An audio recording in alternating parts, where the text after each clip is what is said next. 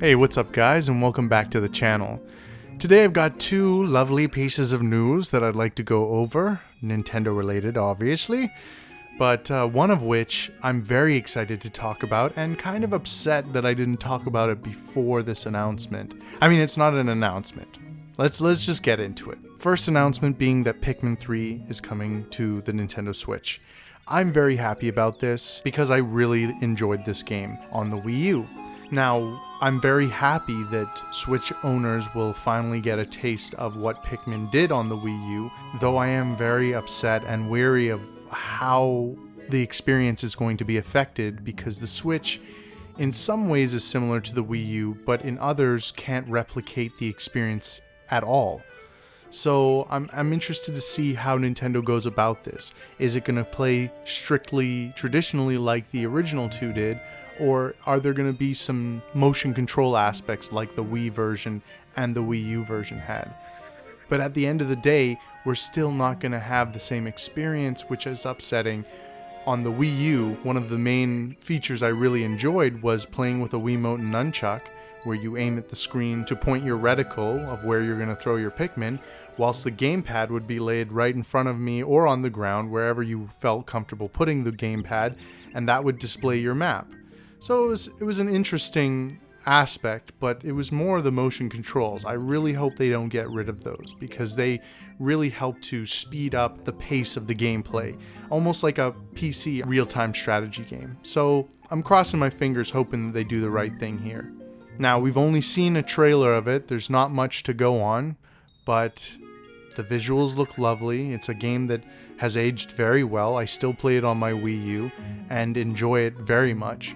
With that news out of the way, let's talk about this Super Nintendo World leak. Now, earlier this week, we saw pictures leaked on what the experiences might be like at Super Nintendo World. A lot of these experiences detailed glasses-free augmented reality, which I am just blown away at the idea of that. I figured at the very least there would be glasses that they would give you when you entered, but that could be an expensive endeavor and also be an area where they could potentially lose money because kids would break them. It just, not a good situation. So the fact that they're talking about something like glasses-free augmented reality is fantastic. It's a lot like glasses-free 3D on the 3DS. It was something that we all thought was impossible, but they made the impossible possible. And that's what I look forward to with Nintendo. It's one of the things I've been most excited about with the prospect of Nintendo having their own theme park, is that they're not only a video game company, I look at them as an interactive toy company, and seeing the way they try to advance the gaming industry with things like the Wii, the DS, even the Wii U and the Switch. These systems all fall into the unconventional. So I've been excited from day one of the announcement to see what they do, but the cogs in my head were already moving with the release of the Wii U, because that package came with a game called Nintendo Land. And right there and then, playing these experiences that I have displayed here really made me wonder, like, what could this be like if Nintendo was to create a theme park? Now, Super Nintendo World does seem to be very much Mario themed.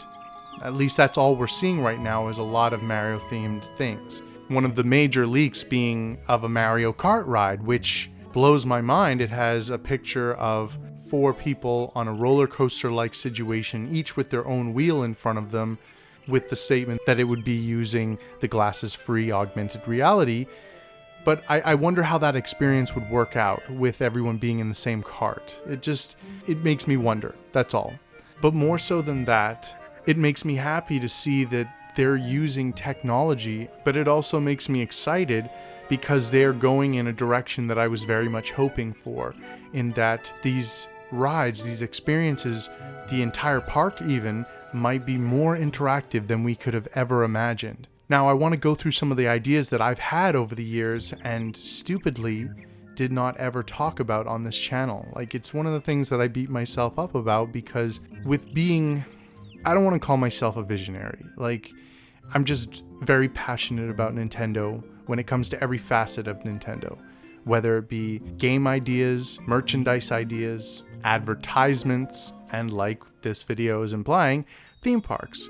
Like, I want to lend my imagination to every aspect of Nintendo to help create the best Nintendo that we could ever experience. And so from the very start of me having this idea of a Nintendo theme park spawned by Nintendo Land, I've just kept the cogs moving with everything, with every franchise that Nintendo owns, seeing what the most popular ones are and how those experiences could be implemented.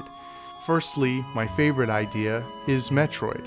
I think a Metroid Prime or just a Metroid experience in the first person could be incredible, using state-of-the-art VR equipment that would sense the areas around you. Obviously, arenas that you would play in would have to be just normal built-up mazes and open areas that would be detected by sensors, like with the Oculus Go, of the space around you. Maybe even having a cannon that you would put on that would have some kind of technology in it that would detect in your VR goggles. But looking at what Metroid Prime already achieved as a game, I could very much see this being an experience that could be so overwhelmingly amazing that it would inspire people to come back again and again. Something like Pikmin just would be outrageously cool, to be in a world where you feel like you're the size of a water droplet. You know, throwing Pikmin around, having them interact with the environments, even you yourself being able to interact with the environments in cool and unique ways. But I think one of my favorite ideas is Pokemon. With the original 3DS, they introduced Street Pass, which allowed information to be put on your 3DS and transfer to other 3DSs and other devices. What if that kind of technology existed within the park, where maybe when you first come to the park, you can opt for a Pokeball and you could choose to put a specific Pokemon in it, or even have Pokemon from your current 3DS or Nintendo Switch transfer to this Pokeball. And maybe there are Pokemon that pop up augmentedly and you can battle them. Or maybe there's an arena that you can go to and battle with other Pokemon trainers, other people. I think that would be amazing. Like, there's so much potential for this park to expand into something amazing. Maybe it starts with Mario now, but to see what it could be in the future is just mind-boggling. You know, the racing situation doesn't have to just be Mario Kart.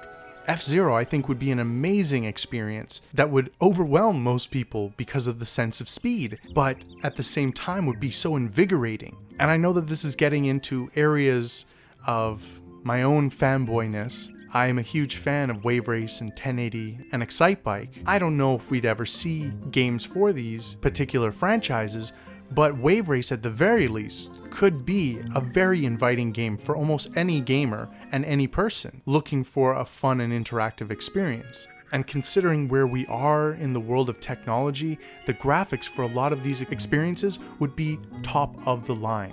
I could even see some Mario Party experiences where you and your family, or you and your family and other families, can get together and compete. We already know what Mario Party is capable of in the games, and whilst I will say some of the Mario Parties over the last few years have fallen short in a lot of ways, I feel like for this kind of experience, they would pick and choose the best games to represent the franchise, leaving you with an amazing experience for the whole family.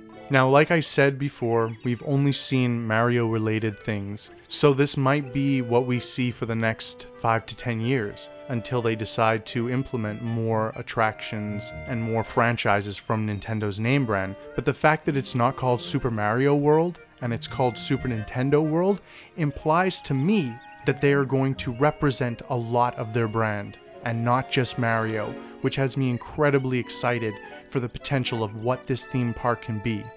But beyond that, I feel like Nintendo, through this theme park, is going to raise the bar and blow right through it what to expect from a theme park. And in a world where theme parks are slowly losing the interest of the average consumer, I can see Nintendo revitalizing the theme park and potentially helping others to see what a theme park can be like going forward. Anyway guys, that does it for this video. If you enjoyed, leave a like, leave a comment, let me know what you think of Super Nintendo World. Let me know what kind of rides you'd like to see come from Nintendo at this new theme park, and I'll see you in the next video. Take it easy, guys.